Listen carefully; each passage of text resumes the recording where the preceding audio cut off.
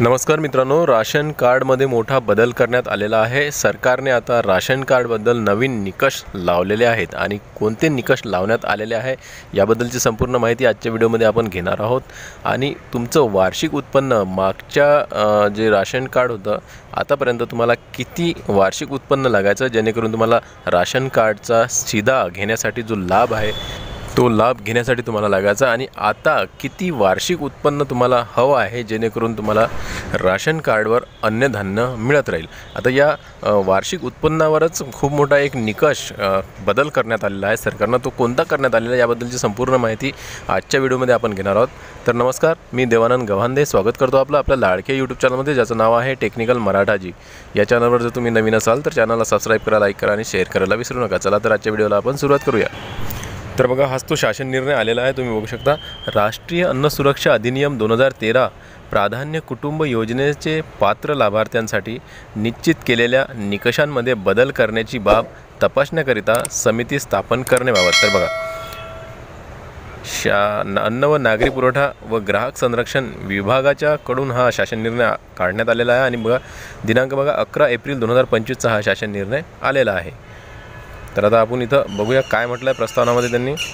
शासन निर्णय दिनांक 17/12/2013 नुसार राष्ट्रीय अन्न सुरक्षा अधिनियम 2013 अंतर्गत लाभार्थ्यांची निवड करण्यासाठी निकष ठरवताना लक्ष्य निर्धारित सार्वजनिक वितरण व्यवस्थेअंतर्गत लाभ घेत असलेल्या लाभार्थ्यांपैकी बघा सार्वजनिक वितरण व्यवस्थेअंतर्गत लाभ घेत असलेल्या लाभार्थ्यांपैकी ज्या लाभार्थ्यांनी सन 2011 मध्ये विहित नमुन्यात वार्षिक कौटुंबिक उत्पन्न नमूद केले आहे त्या उत्पन्नानुसार शहरी भागात कमाल 59,000 पर्यंत वार्षिक कौटुंबिक उत्पन्न असणाऱ्या लाभार्थ्यांचा पात्र लाभार्थी म्हणून व ग्रामीण भागात कमाल 44,000 पर्यंत वार्षिक कौटुंबिक उत्पन्न असणाऱ्या लाभार्थ्यांचा प्राधान्य कुटुंब योजनेचे पात्र लाभार्थी म्हणून समावेश करण्याबाबत निर्णय घेण्यात आला आहे।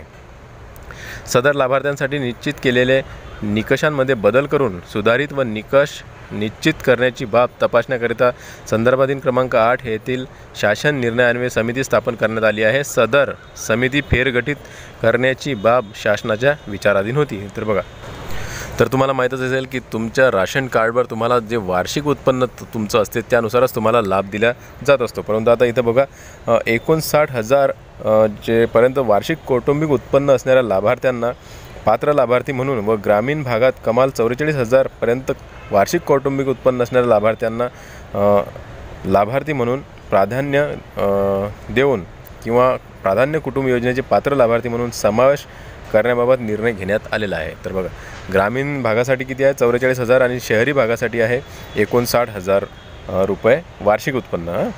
तर आता बघा, केंद्र शासनाकडून प्राप्त होणाऱ्या अन्नधान्यांपैकी काही धान्य शिल्लक राहते।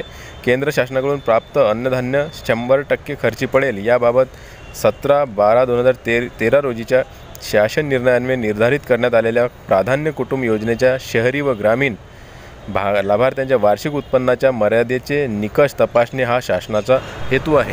त्या अनुषंगाने इतर राज्यातील प्राधान्य योजनेचे निकष तसेच सामाजिक निकष याबाबत परिपूर्ण अभ्यास करून प्राधान्य कुटुंब योजनेच्या ग्रामीण व शहरी लाभार्थ्यांसाठी सुधारित निकष निश्चित करण्याची बाब तपासण्याकरिता संदर्भाधीन क्रमांक 8 येथील शासन निर्णयान्वये गठीत केलेली समिती खालीलप्रमाणे फेरगठित करण्यात येत आहे।